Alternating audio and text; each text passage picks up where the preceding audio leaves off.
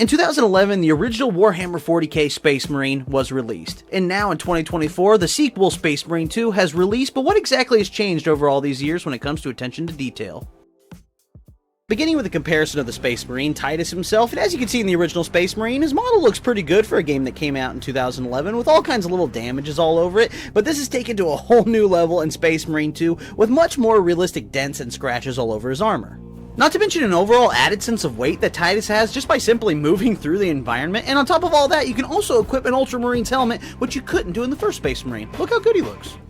But one of the biggest differences between the two games is actually the enemies you'll be fighting, as in the original Space Marine, your primary enemy was the Orc faction in all their different shapes and sizes, with a sprinkle of demons and chaos in the later half of the campaign. While in Space Marine 2, the focus is on the swarms of hive mind Tyranids, the bulk of which are made up of xenomorph velociraptor things. The designs of the different casts of Tyranids are truly awesome, and their swarming hive mind AI leads to some truly epic moments in the campaign. But I would love to see the Orcs return to Space Marine 2 in a future season. That would be awesome. But another difference that'll be immediately noticeable is the sense of scale and atmosphere between the two games, as in the original Space Marine, when you're fighting the Orcs, you don't really fight that many at one time, and though there are some pretty impressive vistas and skyboxes, Space Marine 2 takes this to a whole new level, where you're literally fighting swarms of Tyranids that go all the way up into the back of the vista, and it looks truly epic. These huge, breathtaking environments go a long way in making you feel like you're a small part in a huge galactic war. And some of my favorite set pieces between both games is when you, an Ultramarine, get to fight alongside the Imperial Guard, and though you get to do this a few times in the original Space Marine, it's never really much more than a squad that you're fighting with. And though it is awesome seeing what is basically human cannon fodder facing off against the Orcs, this is taken to a whole new level in Space Marine 2, as legions of Imperial Guards are fighting alongside you in the battlefields, going into what is basically certain death against the swarms of Tyranids. They even have sweet new animations of like Tyranids jumping on the Imperial Guard and then blasting them off of them. It's really awesome, but it's really the added scale that the Imperial Guard add to the Imperium in this game against the swarms of Tyranids that make these battles feel absolutely epic and huge. Whether it's rows of firing lines with machine guns and mortars or the occasional armor support, these guys go a long way in making these battles feel truly epic, and in proxy, Ultramarines more badass. And I also wanted to mention how the bolt rifle feels between the two games, as in the original Space Marine, the bolt rifle is with you the entire time and you occasionally upgrade it throughout the campaign.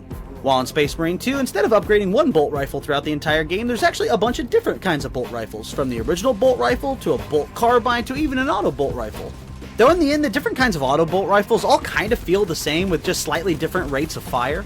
And I kind of wish the base bolt rifle felt more like the bolt rifle we had in Bolt Gun, as you could really feel the impact of the explosive rounds in that game. And speaking of weapons, another thing they both have in common is heavy bolters, which in the original Space Marine, whenever you came up to a heavy bolter, it was actually mounted on the ground, and when you were using it, it had infinite ammo until you wanted to go all Halo 3 and rip it off the turret and carry it yourself. While in Space Marine 2, whenever you come across a mounted heavy bolter, you actually can't interact with it, and it's just set dressing unless the weapon came down in a weapon pod, in which case you can pick it up and use it.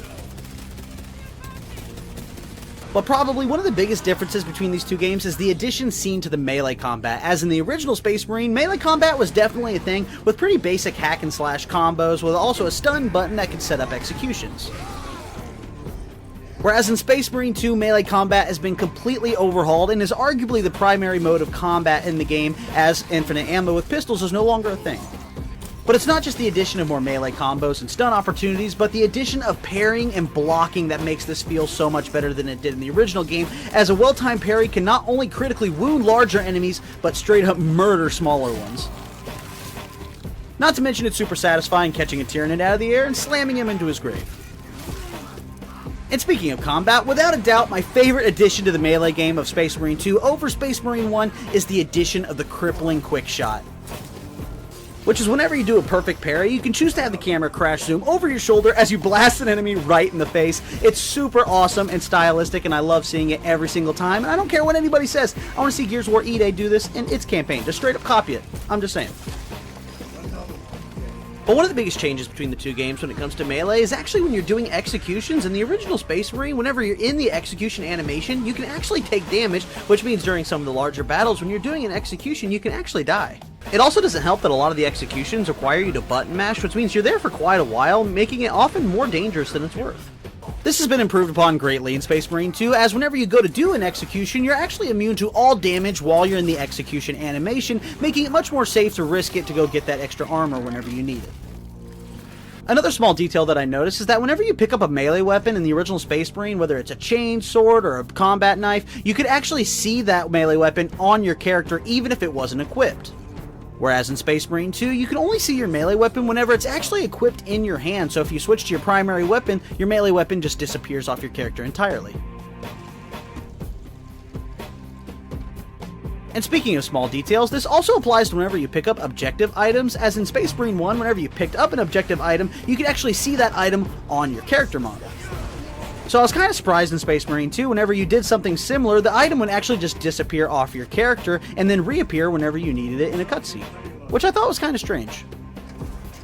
But when it comes to the Space Marine games, I hear a lot of people saying that it plays a lot like Gears of War, even though in my opinion it plays more like the modern Doom games. But one thing it does do that's similar to Gears of War, at least in Space Marine 2, is the attention icon drawing your eye to big set pieces in the missions, as this is pulled straight from the original Gears of War games, and I loved seeing it in Space Marine 2. Another detail you won't notice unless you played the original Space Marine is that the voice actor for Titus has changed in Space Marine 2, which is a bit of a shame because I love the way Mark Strong delivered the lines in that game. We need to get to the surface to take out the gun battery. Or do you want to go home already, Sergeant? Though the voice actor in Space Marine 2 does fine, though I do feel he delivers his lines like he's always angry, and I would have preferred if Mark Strong could return for the sequel. We will not trade strategy for expediency. As you command. But I do have to say, it is pretty cool that whenever you equip an Ultramarine's helmet, Titus's voice is synthesized, which is pretty sweet. We are approaching his position now. And with my final comparison, I just want to talk about just how awesome the original Space Marine's main menu is. As the UI itself is pretty much identical, but I love seeing Titus just turn and sock orcs in the face. Turning and doing quick shots on the orcs, similar to what you see in gameplay in Space Marine 2, is just awesome. It makes the main menu feel so much more alive, whereas in Space Marine 2, it's serviceable. I mean, it's not as bad as some of the newer main menus we see with, like, Call of Duty, but it's not as alive as the original Space Marines was. Well, guys, you made it to the end. Thank you for watching this direct comparison on the original Warhammer 40k Space Marine versus Warhammer 40k Space Marine 2. God, those titles are way too long, but I hope you guys enjoyed this video as much as I've enjoyed making it for you guys. And at the end of the day, I adore both of these games. I loved fighting the orcs and the chaos in the original Space Marine, and fighting the Tyranids and the chaos in Space Marine 2 it's just epic. It's the only word I can really give to it. And at the end of the day, the size, the scope, the scale, the moment-to-moment combat, all of this has been improved in Space Marine 2, but there's just a couple little attention to detail things that were in the original Space Marine that were removed in Space Marine 2, and it doesn't make the game any worse. I still adore Space Marine 2, but you know, these are the little details that I like putting in my videos, because I mean, these little changes are the things that I find interesting, and I hope you guys found them interesting as well. But guys, that's all I have for this video. If you enjoyed it, be sure to drop a like on it. It helps the little video reach new fans, and as I always say, that's always a great thing. I also make new videos every single week, so be sure to subscribe so you don't miss any future content, and I'll catch you guys on the next one. See ya.